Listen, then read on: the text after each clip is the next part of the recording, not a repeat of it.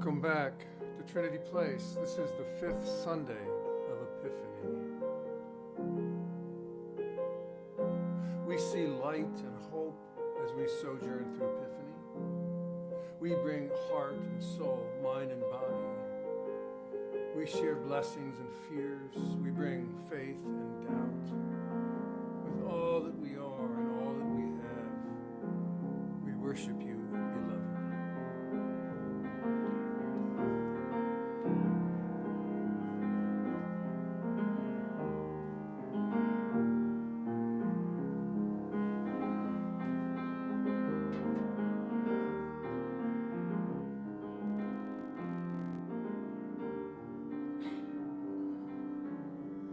This is a sermon for today. It's a relatively short one, so sit back and relax. This is down and dirty. This is a seemingly insignificant story from Mark, yet chock full of juicy stuff. This story is one of the reasons that I love the Gospel of Mark so much. It's just a short paragraph or two, and still it holds several really big ideas that point to the presence of God, even in our own lives. The first thing I notice is that my late mother-in-law would have done exactly what Peter's mother-in-law did: get up from her sick bed, having been healed by Jesus, and immediately gone back to work, taking care of everybody else. My mom, however, would have handed Jesus her towel and apron and told him to get to work. But that's just my personal interaction with the text. There is, of course, a legitimate feminist critique that can be made against Jesus and all the other men letting a woman who had been on her sick bed get up and serve them. If she did it because she felt compelled to and stuck with it as her lot and role in life, then shame on all of them. But maybe, social and political realities aside, she had a heart for hosting community, and it was her way of loving people. We don't get to know any of that because the storyteller doesn't tell us. So I guess we have to ascribe to Jesus and Peter's mother-in-law whatever motives we want. What we assume, of course, changes the story. What I want us to notice in this story is twofold: Jesus' preferences and Jesus' mission. Can you even imagine Jesus' chagrin when at sunset, no less, the whole town shows up with all their neediness in hand? Now, you and I, we know sick people because we've been plenty sick ourselves, and we have had to take care of sick people too. And the sicker, the needier, and some people in their sickness just get downright self-absorbed in what they need and how they need it, and when we ought to give it to them. Now, I don't get the impression from reading this story that Jesus loved taking care of needy people. In fact, when he was finally done, he ran for the hills, literally. He snuck off to be alone. He wanted to be by himself, and so he went, it says, to a deserted place.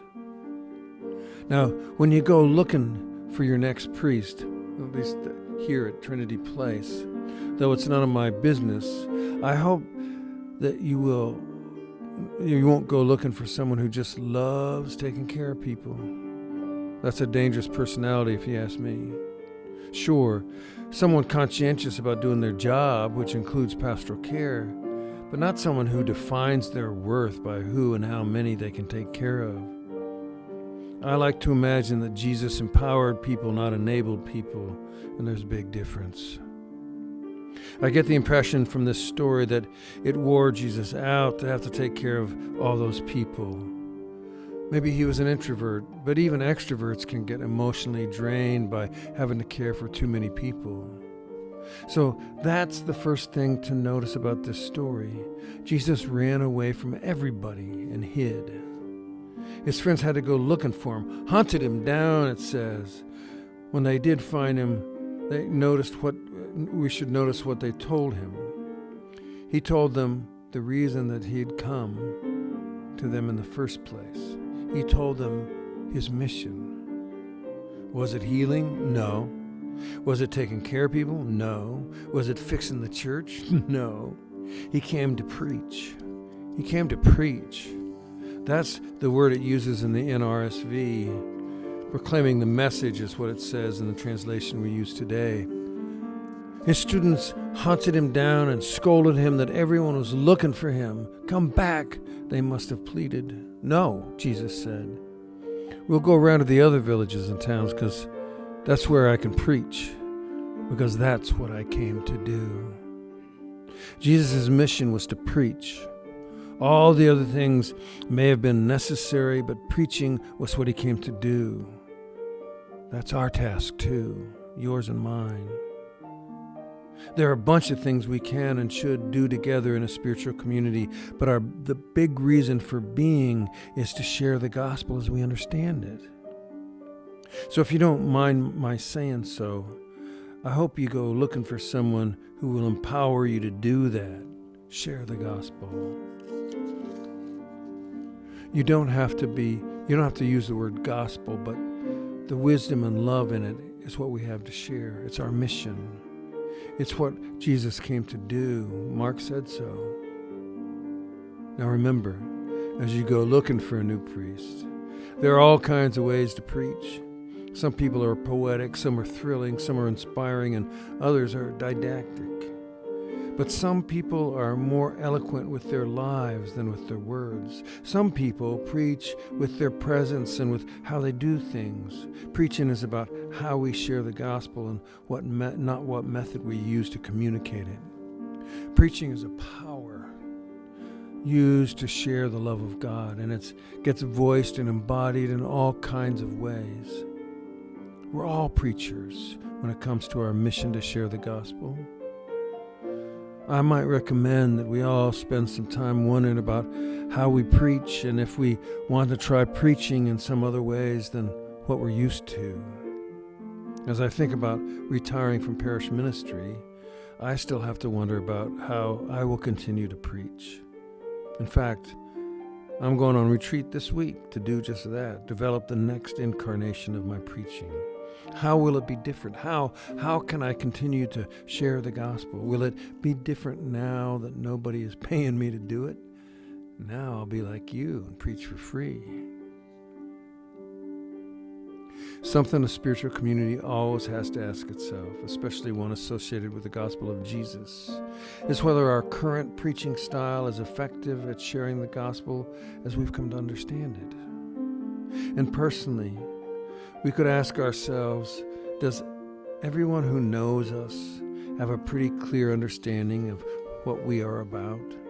Or do they need a little more and better preaching from us? It's worth thinking about. Healing is great when we can get it or when we can do it, but it's not our first mission. I suspect that's because God doesn't require or need us to unleash healing in the world. But for whatever reason, God does need us to be preachers when it comes to sharing the gospel. So, preach it, brothers and sisters.